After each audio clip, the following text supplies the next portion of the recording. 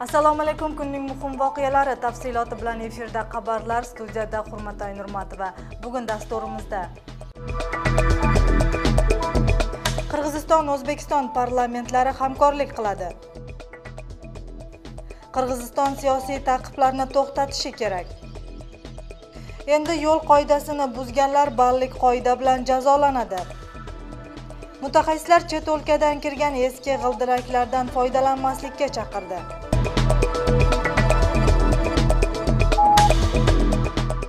Qirg'iziston bilan O'zbekiston parlamentlari hamkorlik qiladi. Buni qo'shni o'lkaning Oliy Majlisi raisi Nurdinjon Ismoilov prezident Sooronbay Jeenbekov bilan uchrashgan vaqtda bildirdi. O'z navbatida O'zbekiston Oliy Majlisining raisi Ismoilov prezident Sooronbay Jeenbekovga O'zbekiston parlamentariylari bilan uchrashgani uchun minnatdorchilik bildirdi. Biz o'zaro do'stlikni mustahkamlab, bir-birimizni qo'llashimiz kerak. Shuningdek, u Qirg'iziston Jug'urqa kengashining raisi Dastanbek Jumabekovni kutishayotganini, bizni deputatlar korpusi har tomonlama hamkorlikka tayyor, dedi Nurdinjon Ismoilov. Eslatib o'tsak, prezident Sooronbay Jeenbekov O'zbekistonda 2 kunlik ish safari bilan bo'ldi. Fuqaroviy jamiyat siyosiy ta'qibni to'xtatishni talab qilmoqda. Bu haqda faollar bugun o'tkazilgan forumda bildirishdi. Sababi so'nggi vaqtlarda ayrim siyosatchilarga qo'zg'algan jinoiy ishlar, undagi qo'llanilgan moddalar qonun doirasidan chiqmoqda. Shu sababli prezident Sooronbay Jeenbekovga avvalgi hukumatning ishini takrorlamay, siyosiy mahbuslarga o'z ko'z qarashini aniqlashni talab qilgan murojaat yo'llashdi. Biroq huquqni himoya qilish organlari ayrim siyosatchilarga chiqarilgan sud hukmlarini, qo'zg'algan jinoiy ishlarni qonuniy deb hisoblashadi.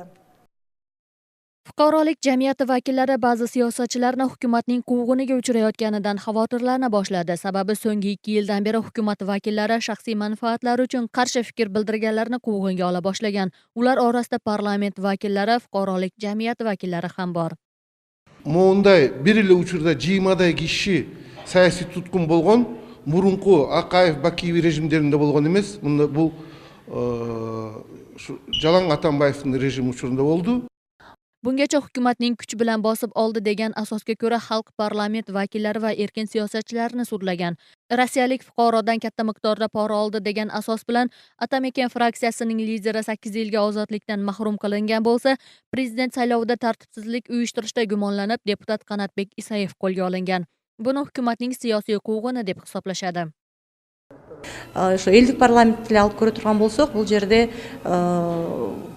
башкаларга сабак болсун деген коркутуу максаты менен эле уюштурулган сот процесси болуп калды. Анткени даярдык болду, мамлекеттик переворотко же күч менен бийликти тартып алууга даярдык болду деп айта турган эч кандай негиз жок деп ойлойм да, менин оюм ошондой. Siyosatchilarga ochilgan jinoiy ishlar, undagi moddalarga asoslangan huquqshunoslarga esa qonun buzish hollari bor deya hisoblashadi. Shu sababli hukumat ishini nazoratga olib, prezident Sooronbay Jeenbekov tartibsizliklarni oldini olish zarur. Мындай саясатты токтош керек. Анткени системалык ошол биздин эркиндиктерибизге болгон басым уланып жатат. Ошону токтош керек. Сен жаңы президентсиң.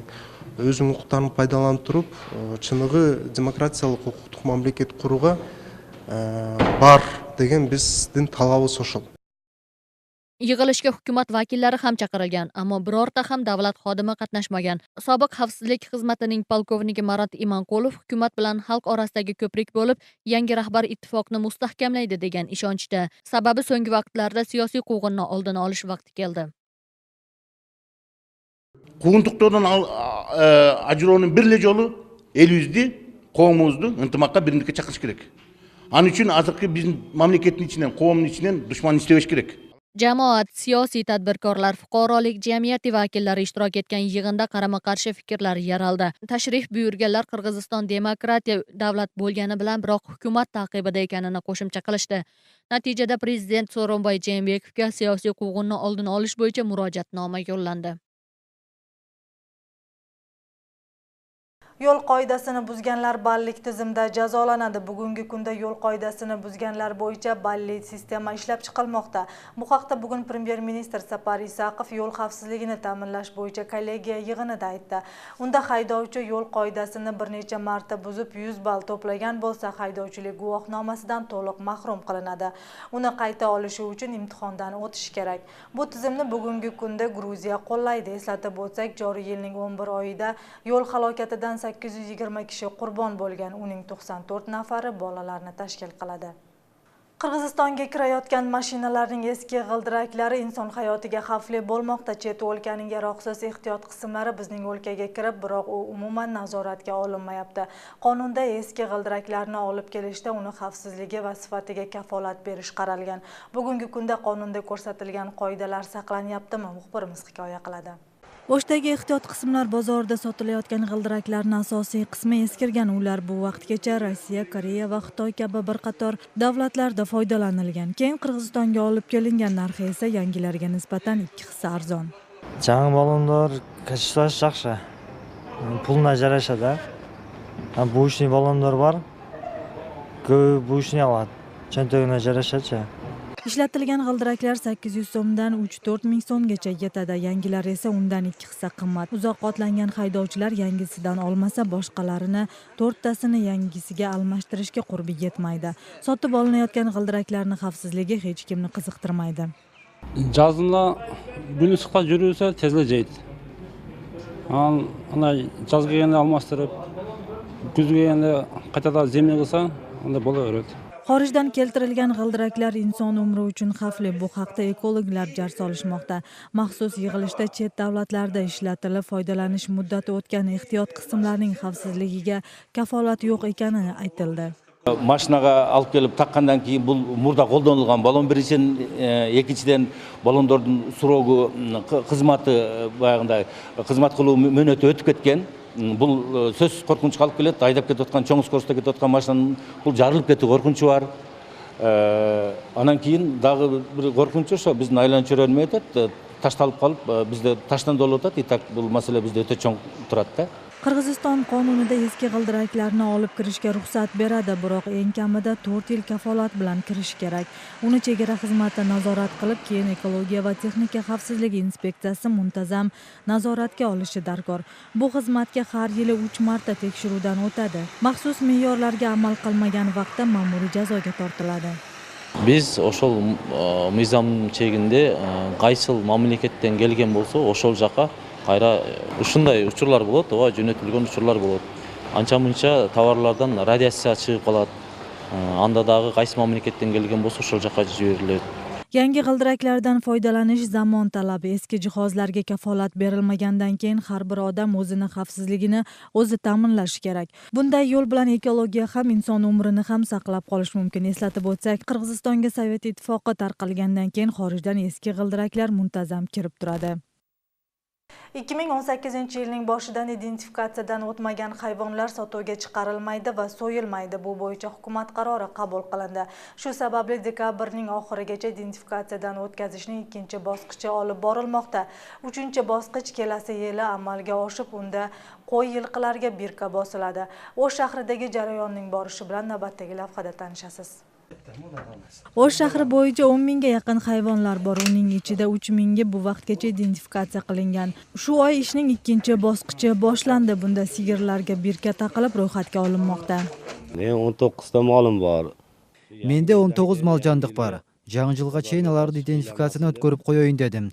Жугуш тоорулардан алыс болуп, каттоого алынганы men үчүн маанилүү. Hududlarga 16 ta veterinar xodimlar bo'linib identifikatsiya qilish ishlarini olib borishmoqda. Ular 15 kun ichida 700 bosh sigir ro'yxatga olishgan. Hozirgi kunda O'sh shahrida 8 ming bosh hayvonga birka berilgan. Hozirda ishning 37% bajarildi. Identifikatsiya uchun har bir hayvonga 100 so'mdan to'lanadi. 100 so'mning ichida 38 so'm birkaning bahsi, 32 so'm usluga ko'rsatkanda basib berganda. Emdөөсү менен биригип 100 so'm 110 so'mga чейин болот. Identifikatsiya qilishning ikkinchi bosqichi 31 dekabrda yakunlanadi. Shunga qadar qoramollarga birka taqilib ro'yxatga olinishi kerak deydi mutaxassislar. Agar identifikatsiyadan o'tmaganlar uchrasa, keyingi yildan boshlab sotish va so'yish taqiqlanadi. Bu bo'yicha hukumatning maxsus qarori chiqqan. Бул бизде атайын операторлар иштеп атат. Азыр ошол идентификациядан өткөн номурдагы малдар атайын базага түшүп жатат. База аркылуу, ошол жергиликтүү адистер аркылуу, анан айыл өкмөттөгү жанагы операторлор аркылуу малдын союлганы союлду болуп чыгат, сатылганы базарга барып сатылды болуп, ошол аркылуу кыймылы көзөмөлгө түшөт. Identifikatsiyadan o'tmagan qoramollarni huquqni himoya qilish organlari patrul militsiyasi bilan birgalikda nazorat qilishi ko'rib chiqilgan. Aniqroq qilib aytganda, bozor savdosidagi va mashinadagi barcha mol hayvonlarning birkalari tekshiruvdan o'tkaziladi. Agarda identifikatsiya tekshiruvdan o'tmaganlar aniqlansa, hayvon egasiga 5000 so'mgacha ma'muriy jazo qo'llaniladi. Hurmatoy Nurmatova, Nurjamal Barg'ibayeva, Argen Qalibek, o'g'li Intimaq.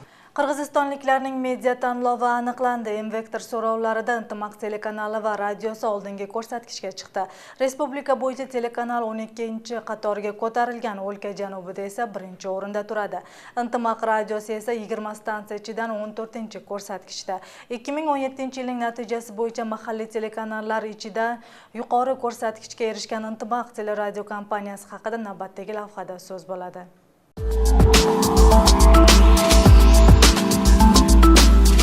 M-Vektor Consulting kompaniyasi Qirg'izistondagi media bozori bo'yicha tekshiruv yurgizgan. Unga ko'ra 30 ta kanal ichidan Intimaq telekanali 12-o'ringa chiqqan. Intimaq radiosi esa 20 stansiya ichidan 14-ko'rsatkichni bergan. M-Vektor agentligi bu kabi tekshiruvlarni 2011-yildan beri o'tkazib keladi. Негизи Интимақ жанагы бир ордунда туруп алган, дайыма жаңылануу издеген заманбап мультимедиалык платформа, мультимедиалык холдинг деп коебуз. Анан телевидение жатында дагы көрөрмандарыбыз билет, дайыма жыл сайын жаңы берүүлөр, жаңылануу сөз түрдө биздин эфирдик сеткабызда каралган. Ошол жалпы команданын, ошол жаштардан турган команданын жапатырмак иштеген айынан мен оюмча ушул жергиликтүү каналдар арасында 1-орунга чыгып отурабыз. Intimaq hududiy teleradio kompaniyalari ichidan bu yili 1-pog'onaga chiqdi. Shunday qilib 2017-yilning natijasi bo'yicha hududdagi muvaffaqiyatli telekanallardan biri bo'ldi. Telekompaniya efirga uzatilgandan beri M-Vektorning tekshiruvida oldingi o'rinlardan tushmay keladi. 2015-yildagi bildiruvlarning natijasiga ko'ra Intimaq telekanali oldingi 10 talik safidan joy olgan. O'tgan yil esa hududiy kanal 5-o'rinni egallagan. Ошондуктан бул сурамжылоодо биз макул эместигибизди ошо билдирип атабыз. Анткени жогоруда айткандай эле биздин элдин арасындагы өзүбүздүн рейтингибиз бар. Эми келечекте ал рейтинг менен эле биз чектелип калбайбыз. Биз буюрса будан дагы көтөрөбүз. Жакшы пиктерди багындырып, ошол пикти кармап калганга болгон күчүбүздү аракет кылабыз. Bundan tashqari joriy yilda prezident saylovini efirga uzatishda Intimaq telekompaniyasi eng zo'r deb topildi. Tekshiruvlarni Xalqaro rivojlantirish media markazi jamoat fondi yurgizgan. Nazorat ishlari 11 kun davom etib, umumiy 70 ta gazeta, 11 ta telekanal, 9 ta saytda targ'ibot ishlari ko'rib chiqishgan. Natijalar saylov vaqtida lavhalarni xolis va to'g'ri saqlash bo'yicha Intimaq Media Group eng zo'r deya aniqlangan. Intimaq telekompaniyasining Борбордук кеңсеси Ош жергесинде жайгашкандыктан ал жерге абдан керектүү нерсе. Ал жерде мен билгенден өзбек тилинде, кыргыз тилинде, орус тилинде, 3 тилде чыгарышат. Бардык өздөрүнүн чыгармаларын, телеберүү, радио уктуруулардын бардыгын. Мен ойлойм, бул өзүнө өзү дал келе турган жакшы ат деп ойлойм да, себеп дегенде эл арасында сөз бар го, кандай атасаң ошондой кетип деп. Intimaq 2012-yili 29 noyabrda radio sifatida efirga uzatilgan. 1 yildan keyin telekanali faoliyatini yurgiza boshlagan. Endi esa dasturimizning ikkinchi qismini boshlaymiz. Avval uning qisqacha mazmuni bilan tanishib oling. Xabarlarimizni esa reklama va e'lonlardan so'ng davom ettiramiz. Bizdan uzoqlashmang. Biometrik pasportlarni bepul almashtirish jarayoni 31 dekabrda tugaydi. Qora o'rikni tez va sifatli qurg'atish uchun imkoniyat yaratildi.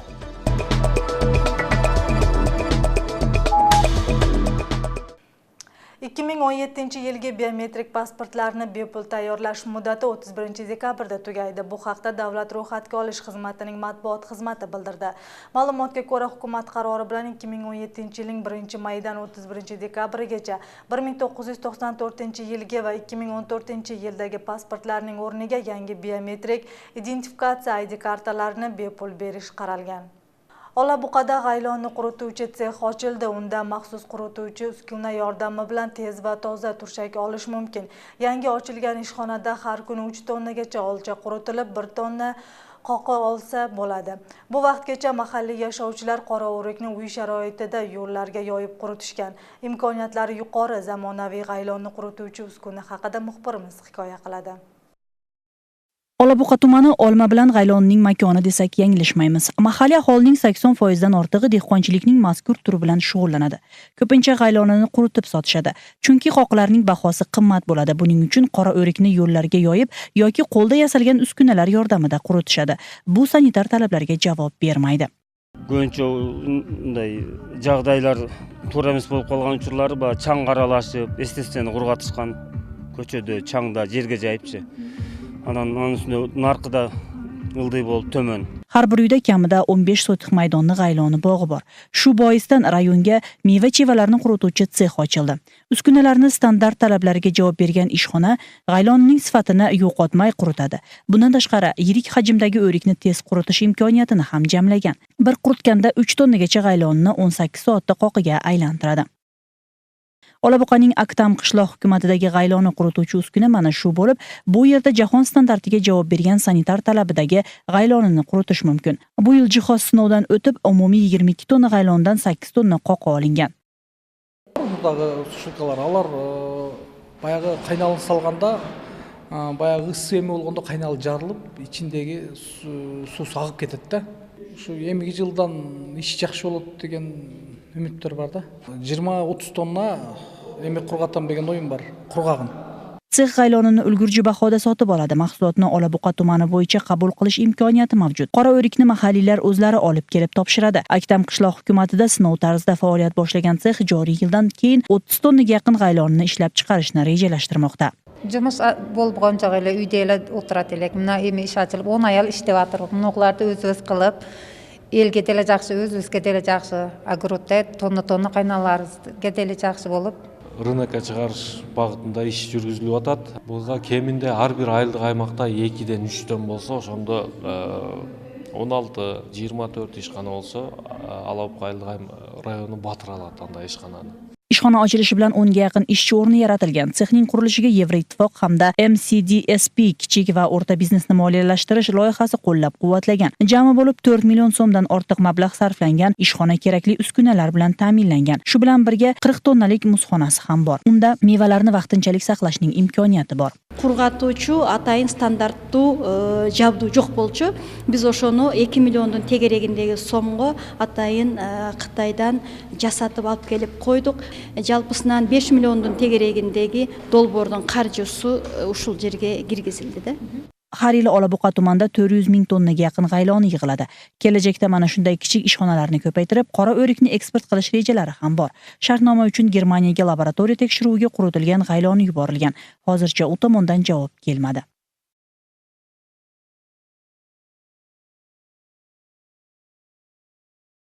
Dasturimizda xalqaro xabarlar bilan davom ettiramiz. Kaliforniyada boshlangan yong'in aholi punktlariga yetib qoldi. Yong'in qoplagan hududlarning maydoni umumiy Nyu-York shahrining maydonidan ham katta deb aytilmoqda.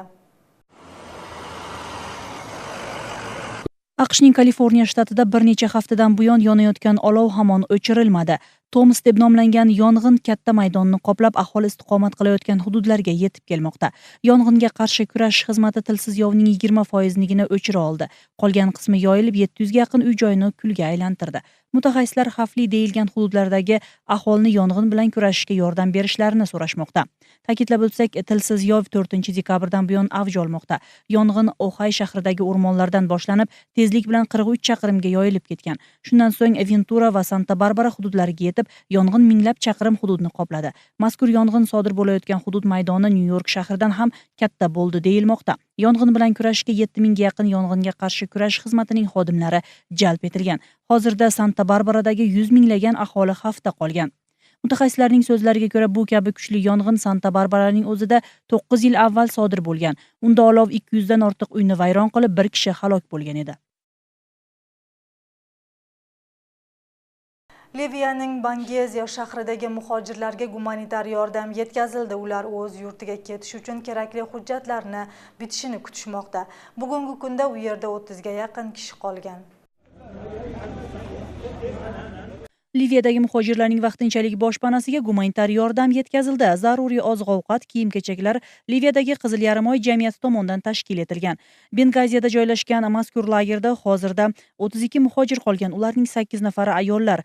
Qolgan minglab muhojirlar o'z vatanlariga deportatsiya qilingan. Ular maxsus repatriatsiya dasturi asosida yurtiga qaytarilgan. Bu loyiha Xalqaro muhojirlik tashkiloti tomonidan olib borilmoqda. Bu yerda qolgan muhojirlar ham Yevropa o'lkalariga yuborilishi aytilmoqda. Ular esa kerakli hujjatlar to'ldirilib o'z vatanlariga qaytishlarini kutishmoqda. Muhojirlarning muammolarini hal qilish maqsadida Yevroittifoq liderlari shu haftada qaytadan tezkor yig'in uyushtirishmoqchi. Unda O'rta Yer dengizi orqali kelgan muhojirlar oqimi asosiy masala sifatida ko'riladi.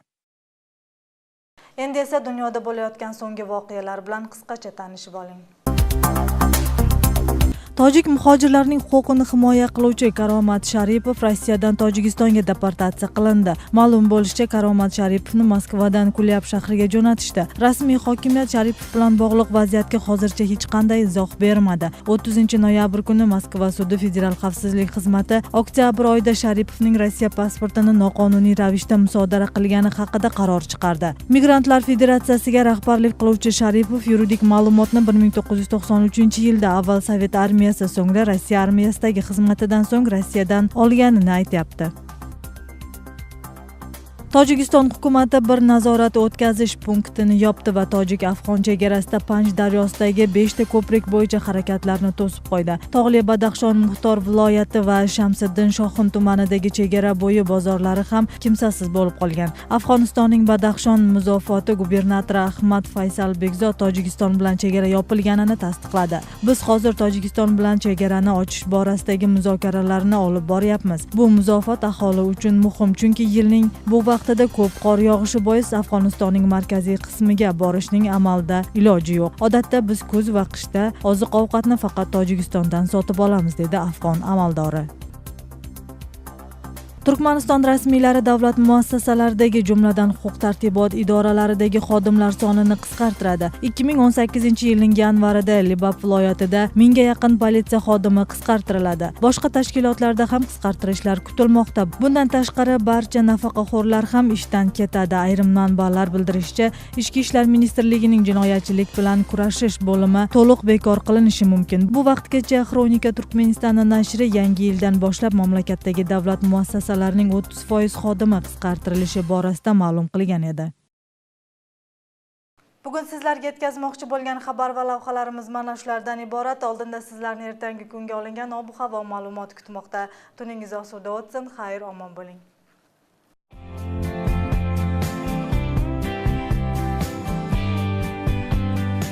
Ob-havo homiysi Toybas savdo markazi. Торговая марка Toy Boss – это завод по производству колбасных изделий с собственным убойным цехом и производственной лабораторией. Торговая марка Toy Boss – это современные технологии и высокие стандарты производства колбасных изделий и мясных деликатесов в соответствии международным стандартам FSSC 22000. Торговая марка Toy Boss – это выбор года в номинации «Производитель колбасных изделий Халал» номер 1 в Кыргызстане.